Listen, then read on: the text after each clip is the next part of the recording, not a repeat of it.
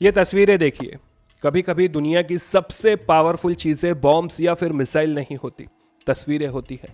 एक तबाह हुआ स्कूल, मलबे में दबे हुए स्कूल बैग्स, और एक बाप जो अपनी बच्ची के खून से सने नोटबुक्स को पकड़कर टूट चुका है।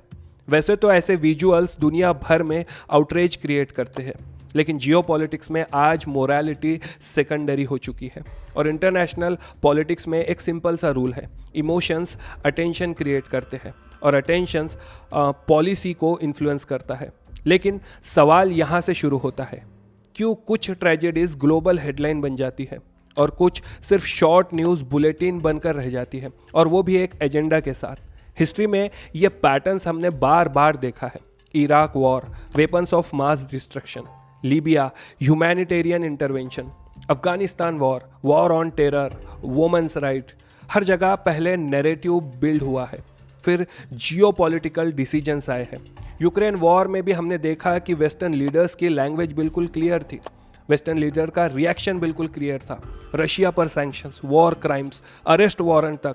इंडिया को रशियन ऑयल पर टारगेट किया गया। लेकिन जब मिडल ईस्ट कॉन्फ्लिक्ट्स की बात आती है, इनकी लैंग्वेज सडनली चेंज हो जाती है। Right to self defence, complex situation, investigation underway. यहीं पर क्रिटिक्स एक अनकंफर्टेबल सवाल पूछते हैं, क्या इंटरनेशनल लॉ यूनिवर्सल है या जियोपॉलिटिकल अलायंसेस उसकी इंटरप्रिटेशन डिसाइड करते हैं? और इसी वजह से कुछ लोग वेस्टर्न हिपोक्रेसी की बात भी करते हैं, क्योंकि जियोपॉलिटिक्स में एक और बैटलफील्ड होता है, नैरेटिव का बैटलफील्ड।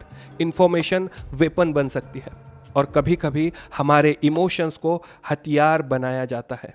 इसीलिए जब भी कोई ट्रेजेडी देखो, सिर्फ ये मत देखो क्या हुआ है, ये भी देखो ये स्टोरी कौन फ्रेम कर रहा है, कौन इसे बढ़ा रहा है, और फायदा किसका है।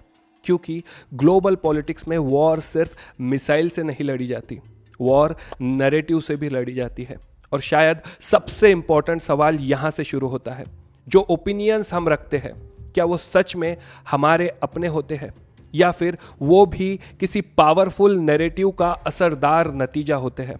क्योंकि जियोपॉलिटिक्स में सबसे खतरनाक बैटलफील्ड अक्सर ज़मीन पर नहीं होती, बल्कि वो होती है इंसान के दिमाग के अंदर। अगर आप एग्जाम्स की तैयारी कर रहे हैं या नॉलेज गेन करके दुनिया को समझने की कोशिश, तो थिंको को फॉलो और सब्सक्राइब करें।